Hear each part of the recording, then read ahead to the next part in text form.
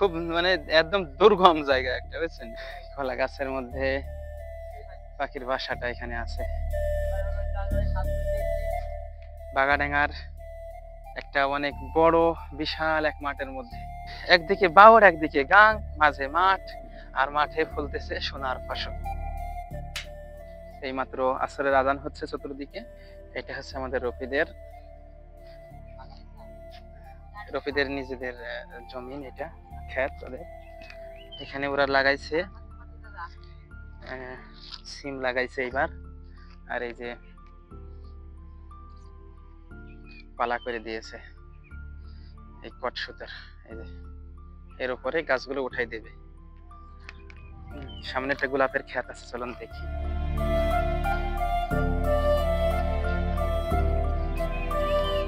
এই যে গোলাপের ক্ষেতটা এখানে আছে। আসেন আপনাদেরকে কয়টা গোলাপের ফুল কয়টা দেখায়। দেখুন কি সুন্দর, এ হেভি সেন্ট তো। ওহো, কি সুন্দর, সাদা সাদা আছে, লাল আছে, হ্যাঁ হলুদ আছে, কি সুন্দর।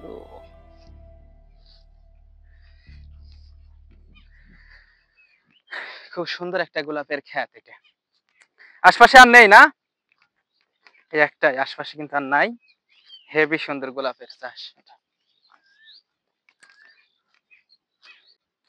কি সুন্দর মাঠের পরিবেশটা দেখুন ভাইরা। ওই যে বড় বাগানটা যেখানে আমি ছিলাম এটা একটু আগে, আর ও পাশে গরু চড়ছে। সামনে কিন্তু গাং, হ্যাঁ সামনে কিন্তু গাং আছে, এরপরে কিন্তু ইন্ডিয়া। হ্যাঁ খুবই সুন্দর। আর ওপাশে যে রাস্তা দিয়ে আসলাম, ওই যে ওইদিকে, ওইদিকে কিন্তু বাওড়,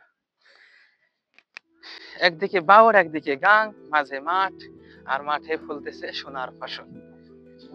এক আজীব আজীব এক ব্যবস্থা।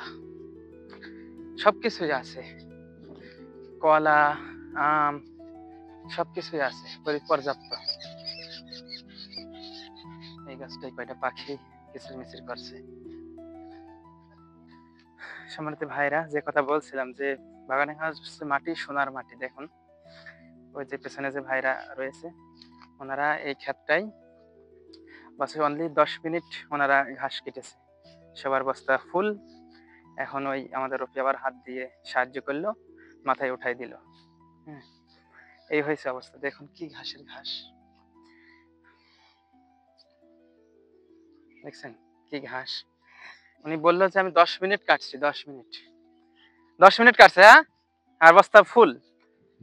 আশ্চর্য। আর আমরা ওই দিন গেলাম, ইকবাল, আমি আর কি বলবো জি, হ্যাঁ গেছি। তো সে কতক্ষণ লাগলো ঘাস কাটতে, আর 10 মিনিট কাটছে ফুল ঘাস, বস্তা লোড। প্রিয় বন্ধুরা দেখুন, আমি রয়েছি বাগাডাঙ্গার একটা অনেক বড় বিশাল এক মাঠের মধ্যে। চতুর্পাশে কিন্তু রাস্তাঘাট কিন্তু অনেক দূরে দূরে, আর ওই পাশে কিন্তু ইন্ডিয়া, ওই পাশে কিন্তু ইন্ডিয়া। ওরা ওরা আমাকে রেখে চলে গেল অনেক দূর, যাই আমি ওদের ধরি। ওই দেখুন ওখানে রফি বলছে যে ওখানে সবচাইতে গভীর, গাঙের আশপাশে যত গাঙের এরিয়া যতটুকু আছে গাং, ওই এই জায়গাটা না, এই জায়গাটা সবচাইতে গভীর বেশি, ও যেভাবে বলল। হ্যাঁ, আমি দাঁড়ায় আছি আমাদের দেশে, আর আমার পিছনেই কিন্তু যে গাছগাছালি আপনারা দেখছেন, কলার বাগান দেখতে পাচ্ছেন, ওইগুলো কিন্তু ইন্ডিয়ার। আর দেখুন এখানকার জায়গাটা কেমন, শুধু মাঠ মাঠ আর মাঠ। আর এই ভুঁইগুলো কিন্তু বাঙালিদের। আমরা যাই আরো সামনের দিকে। দেখুন ওই গাছটার কাঁঠালের অবস্থাটা দেখেন, কি অবস্থা, গোড়ায় কাঁঠাল হয়েছে কিভাবে।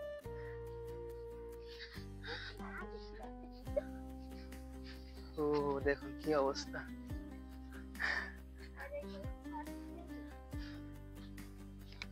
সাবধানে যা, সাপ মাপ আছে বলো।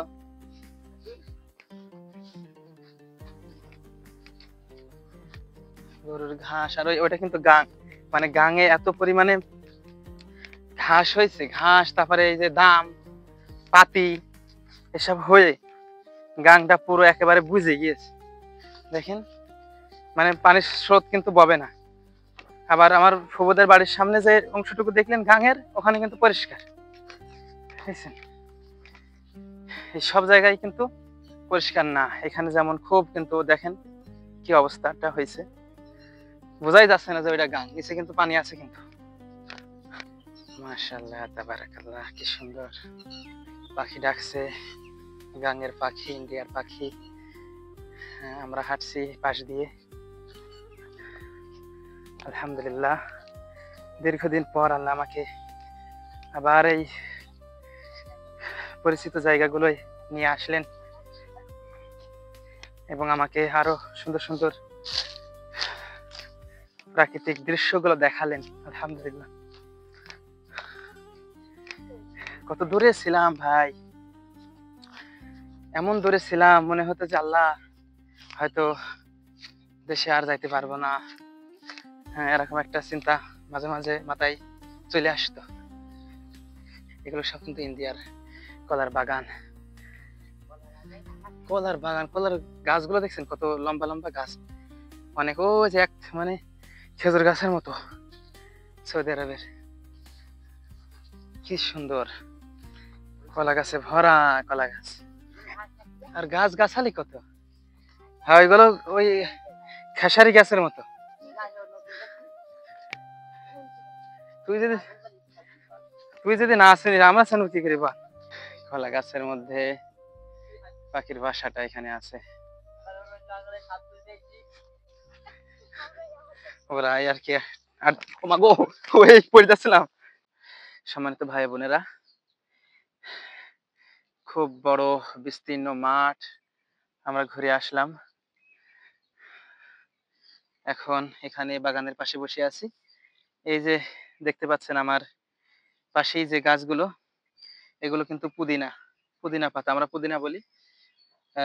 যেগুলোকে আমরা সৌদিতে দেখেছি নেনা পাতা বলতে, এইগুলো হচ্ছে নেনা।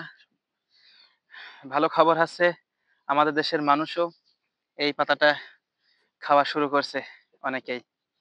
এটা কিন্তু ভালো দিক, এটা কিন্তু খুব ভালো, স্বাস্থ্যসম্মত। সৌদিরা তো খাই অ্যাভেলেবেল, এবং আমরাও যারা থাকি আমরাও তো এটা পছন্দ করি না। কি সুন্দর চা তৈরি হয়। দেখুন সামনেই কিছু গরু চড়াচ্ছে একজন। কিছুক্ষণ আগে একটা শিয়াল আসলো ওখান থেকে, পাটের ক্ষেত থেকে একটা শিয়াল বের হলো। শিয়ালটা এসে ওনাদের গরুকে একটু ডিস্টার্ব করছিল, আবার একটা গরু দৌড়ে যেয়ে শিয়ালটাকে আবার মানে তাড়াই দিয়ে আসলো, বুঝছেন। খুব মানে একদম দুর্গম জায়গা একটা, বুঝছেন, একদম নিরিবিলি, কোনো মানে ক্যানজাল নাই, কোনো বিশৃঙ্খল নাই, একদম প্রাকৃতিক পরিবেশ। নানান রকম পাখির ডাক, আর ফসলি জমি, ওদিকে গাং, হিন্দ, ইন্ডিয়া, ওদিকে বাওর, সবকিছু মিলাই এক অসাধারণ পরিবেশ। কি সুন্দর ঠান্ডা হাওয়া, ঠান্ডা বাতাস। হ্যাঁ, মানুষেরা বিশ্রাম নেয় এখানে, আবার মাঠে ঘাটে কাজ করে, এখানে সার্কেল রাখে, খাবার খায়। খুব সুন্দর মাশাআল্লাহ। দেখলেন কতগুলো ব্যক্তিরা গেল ওখানে সার্কেল রেখেছে, আমাদের সার্কেলটাও ওই যে সামনেই আছে আমাদেরটাও। আল্লাহ, এই আজকে যে জায়গাগুলো ঘুরলাম এগুলো কিন্তু সৌদি আরবের মতন দেশে মানুষ কল্পনা করে, বুঝছেন। ফয়সাল যাচ্ছে, রফি যাচ্ছে, আমরা আসলাম এই রাস্তা দিয়ে। প্রিয় ভাইয়েরা, একজন ব্যক্তি বাওরের ওই সাইড থেকে ঘাস কেটে দেখুন কিভাবে মাথায় করে নিয়ে চলে আসলেন, দেখা যাচ্ছে ক্লিয়ার, হেঁটে চলে আসছে উনি। দেখুন বাগাডাঙ্গার বাজারের দিকে কিন্তু যাচ্ছে এই যে রাস্তা ধরে। আমি এই বিষয়টা একটু দেখলাম, আপনাদেরকে শেয়ার করলাম। চলে আসছে ওই পাশ থেকে কিন্তু নিয়ে ঘাস নিয়ে চলে আসলেন। আজকের ভিডিওটা এখানে শেষ করছি। জাযাকুমুল্লাহু খায়ের। দেখা হবে পরবর্তী নতুন কোনো ভিডিওতে।